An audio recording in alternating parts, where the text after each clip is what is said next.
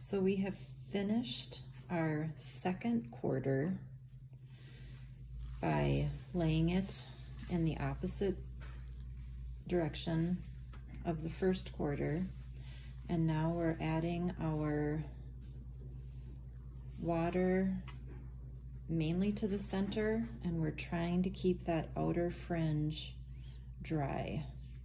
So we're going to kind of work it out from the center. It takes a very light touch, or it will just kind of stick to your fingers and peel up and be super frustrating.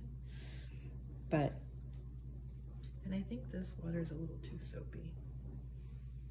We may have a little too much soap here. It should be sudsy, but not too sudsy. So it's a little challenging to find that right amount of soap to water ratio.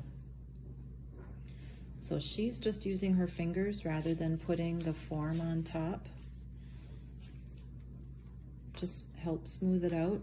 Totally fine. Whatever works better for each individual.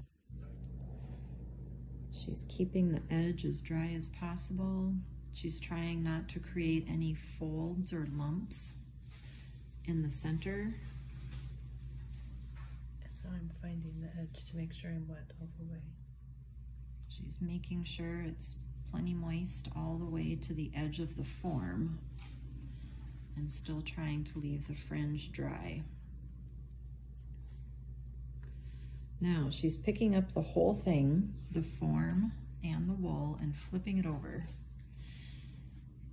And the next step is to pull that fringe into the center, and you want it to be as tight against the form as possible.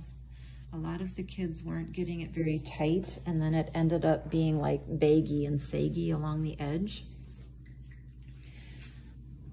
So by folding over the edge like this, what we're doing is creating a really strong seam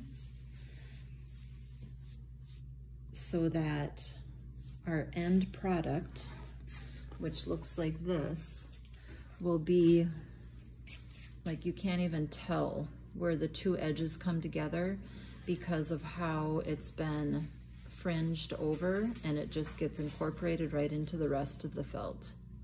So there's no visible seam, and that is due to leaving that outside fringe dry and then flipping it over and getting it real tightly around the form on the back side.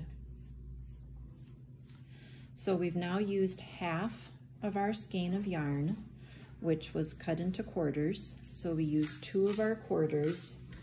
One went top to bottom this way. We rotated it and did it top to bottom this way.